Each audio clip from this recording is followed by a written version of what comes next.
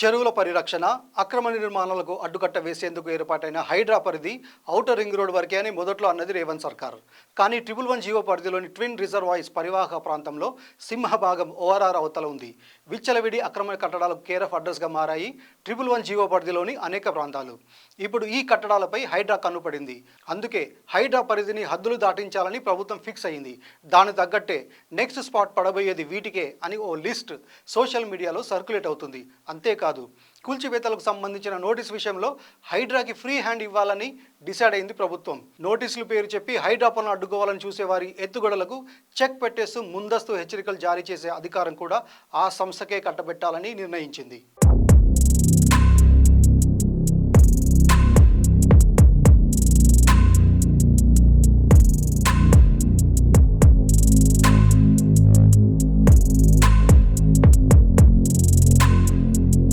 కూల్చివేతలకు మరోసారి ముహూర్తం సెట్ చేస్తున్నట్టున్నారు హైడ్రా అధికారులు. బుల్డోజర్లు ఈసారి ఔటర్ రింగ్ రోడ్ దాటి 111 జీవో పరిధిలో వెలిసిన అక్రమ నిర్మాణాల వైపు దూసుకెళ్లడానికి సరంజామా రెడీ చేసుకుంటున్నాయనే ప్రచారాలు జోరుగా సాగుతున్నాయి. నెక్స్ట్ స్టాప్ మొయినాబాదే కావచ్చనే ఊహాగానాలకు కొదువే లేదు. మొయినాబాద్ మండలంలోని వివిధ గ్రామ పంచాయతీల పరిధిలో ఉన్న 46 నిర్మాణాలు ఎన్ని ఎకరాలు అవి విస్తరించాయో వాటి సర్వే నంబర్లతో సహా లిస్ట్అవుట్ చేసిన జాబితా ఒకటి సోషల్ మీడియాలో విపరీతంగా సర్క్యులేట్ అవుతుండటమే ఇలాంటి ప్రచారాలకు కారణం. 4 టీములుగా డివైడ్ చేసి ఉన్న ఈ లిస్టులో ఉన్న డీటెయిల్స్ చూస్తే టార్గెట్ పెద్దగానే ఉన్నట్టు ఉంది.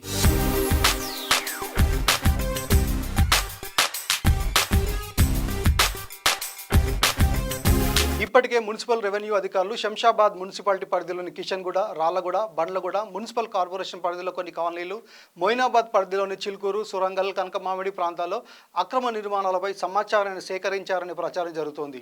శంషాబాద్ మున్సిపాలిటీ, బండ్లగూడ, జాగీర్, మొయినాబాద్ మండలాల్లో అనుమతులు లేని నిర్మాణాల లెక్కింపుకు గ్రౌండ్ లెవెల్లో పర్యటించి లెక్కలు తీస్తున్నారని, అసలు అనుమతులు పొందారా, వస్తే ఆ అనుమతుల్ని ఎక్కడి నుంచి తీసుకున్నారు, ఎలా తీసుకున్నారు అనే వివరాలు కూపిలాగి వాటిని ఏం చేయాలనే నిర్ణయానికి రానున్నారనేది టాక్.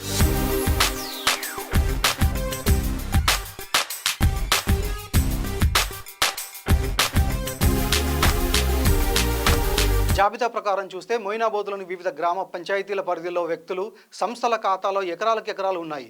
వాటిలో నెక్స్ట్ కూలబోయి ఇవే అంటూ ప్రచారం అవుతున్న నిర్మాణ లిస్టులో మొయినాబాద్ హిమాయత్ నగర్ గ్రామ పంచాయతీలో శ్రీనివాస పద్మావతి డెవలపర్స్ 17 ఎకరాలు, డ్రీమ్ వ్యాలీ సంతోష్ రెడ్డి 11.34 ఎకరాలు, బాకారం జాగీర్లో డ్రీమ్ వ్యాలీ 63 ఎకరాలు, నాగిరెడ్డిగూడలో నందన్ సింగ్ 36.27 ఎకరాలు, కాసింబోలి గ్రామ పంచాయతీ పరిధిలో సిటీ స్క్వేర్ 20 ఎకరాలు, కనకమామిడిలోని ఎన్ఆర్ఐ కాలనీలో 2, సురంగల్లోని ప్రెస్టీజ్ డెవలపర్స్, ఏఎంఆర్ ఫ్రేమ్స్ 5, చిలుకూరులోని Kalpavriksha Samruddhi Layout, Swagat Housing Private Limited, West Side Farms, Basireddy Bhuvan Sagar Farm Plots, Brindavan Farm Plots, Bagicha Layouts, Dayal Garden, Diamond Layout, రెడ్డిపల్లిలోని పామ్ స్వింగ్ రిసార్ట్స్, చిన్నమంగళారంలోని ప్రగతి రిసార్ట్స్తో పాటు అప్పారెడ్డిగూడ, కేతిరెడ్డిపల్లి, వెంకటాపూర్ గ్రామ పంచాయతీల్లోని వివిధ సర్వే నంబర్లలోని కట్టడాలున్నాయి.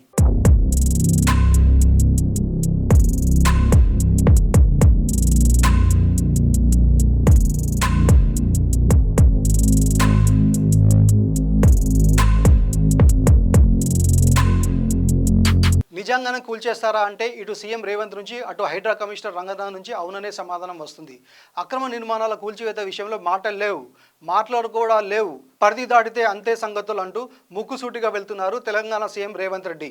జంట నగరాల దాహార్తిని తీర్చే జంట జలాశయాలైన హిమాయత్ సాగర్, గండిపేట చెరువులను ఆక్రమిస్తే చూసు ఎలా ఊరుకుంటా, శ్రీమంతులేమో ఫామ్ హౌస్లు, విల్లాలు కట్టుకొని ఎంజాయ్ చేస్తూ డ్రైనేజీని ఈ చెరువులో వదిలేస్తే ప్రజలు ఆ నీటిని తాగాల్సి వస్తే ప్రజాప్రతినిధిగా నేను ఫ్లాప్ అయినట్టే కదా అనేది రేవంత్ మాట.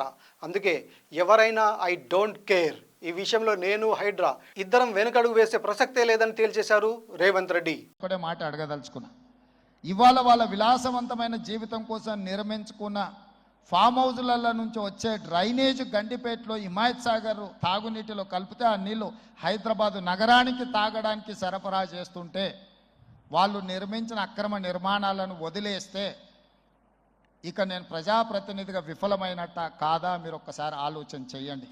ఇటు హైడ్రా కూడా అస్సలు తగ్గట్లేదు. అర్జునుడికి చెట్టు మీదున్న పక్షి కన్ను మాత్రమే కనిపించినట్టు హైడ్రాకి ఇప్పుడు ఎఫ్టీఎల్ బఫర్ జోన్లలో నిర్మించిన అక్రమ కట్టడాలు తప్ప మరేవి టార్గెట్ కాదన్నట్టు ఉంది సిచ్యువేషన్. ఫలానా ఏరియాలో చెరువు ఆక్రమించేశారు, కాస్త ఓసారి ఇటు చూడండి అని ఫిర్యాదు వస్తే చాలు చలో అనేస్తున్నారు అధికారులంతా.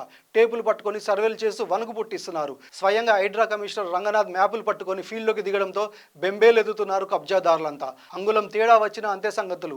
ముందు నోటీసులు ఇవ్వకుండా అలా ఎలా కూల్ చేస్తారనే ప్రశ్నకు మేం నోటీసులు ఇవ్వం, డైరెక్ట్ అటాకే అని స్టేట్మెంట్ ఇచ్చారు ఆయన. అంతేకాదు ఓఆర్ఆర్ పరిధిలో ఎలాంటి ఆక్రమణ తొలగించాలన్నా నోటీసులు ఇచ్చే అధికారాన్ని హైడ్రాకే కట్టుబెట్టాలని రేవంత్ సర్కార్ ఫిక్స్ అయింది. ఎందుకంటే చెరువులు, కుంటలు, పార్కులు, ప్రభుత్వ స్థలాల ఆక్రమణలు తొలగించాలంటే irrigation, GHMC, municipality, Panchayati Raj, WALTA ఇలా వివిధ డిపార్ట్మెంట్స్ నుంచి నోటీసులు తెచ్చుకొని కన్ఫ్యూజ్ క్రియేట్ చేస్తూ హైడ్రా వర్క్స్కి అడ్డుపడుతున్నారు కొందరు. అందుకే ఈ గందరగోళానికి చెక్ పెడుతూ కూల్చివేతలకు సంబంధించి నోటీసులు జారీ చేసే అధికారం కూడా ఇక మీదట హైడ్రాకే అప్పగించాలనే నిర్ణయానికి వచ్చింది రాష్ట్ర ప్రభుత్వం. ఇందుకు సంబంధించిన విధి విధానాలు ఖరారు చేయాలని మున్సిపల్ శాఖ principal secretary దానకిషోర్కు chief secretary CS Santhi Kumari ఆదేశించారు. అలాగే హైడ్రా బలోపేతానికి కావాల్సిన పోలీస్, సర్వే, ఇరిగేషన్ శాఖల నుండి కావాల్సిన అదనపు అధికారులు, సిబ్బందిని కేటాయించనున్నారు.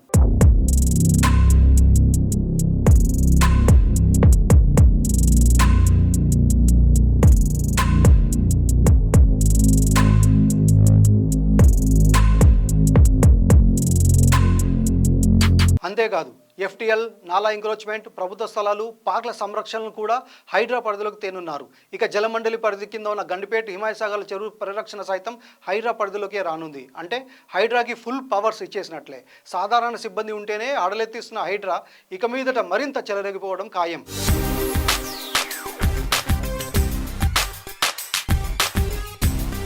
ట్రిపుల్ 1 జీవో పరిధిలో చాలా మంది ప్రజాప్రతినిధులు, బ్యూరోక్రాట్లు, సినీ సెలబ్రిటీస్, స్పోర్ట్స్ పర్సన్స్, పారిశ్రామికవేత్తలు తక్కువ ధరకే పెద్ద ఎత్తున స్థలాలు కొనుగోలు చేశారు.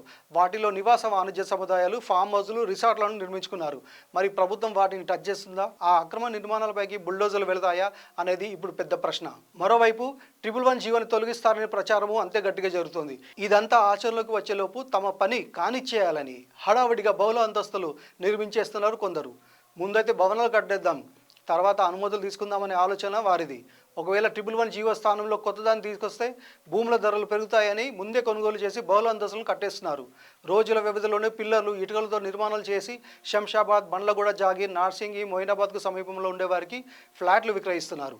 ఇష్టం వచ్చినట్టు ఆక్రమించి విచ్చలవిడిగా నిర్మాణాలు చేపట్టి సొమ్ము చేసుకుంటున్న వారు బాగానే ఉంటున్నారు. మధ్యలో బలయ్యేది మాత్రం వాటిని కొనుగోలు చేసిన అమాయకులే. అందుకే ఇలాంటి వారి ఆగడాలకు చెక్ పెట్టాలని రేవంత్ ప్రభుత్వం గట్టి పట్టుదలగా ఉంది. ఓవైపు ప్రక్షాళన చేసి చెరువులను రక్షించడంతో పాటు సామాన్యులు మోసపోకుండా కాపాడడానికి నడుం బిగించింది. మరి ఈ ప్రయత్నాలన్నీ ఎంతవరకు సాగుతాయో, రిజల్ట్ ఎలా ఉంటుందో తెలియాలంటే ఇంకొన్ని రోజులు వెయిట్ చేయాల్సిందే.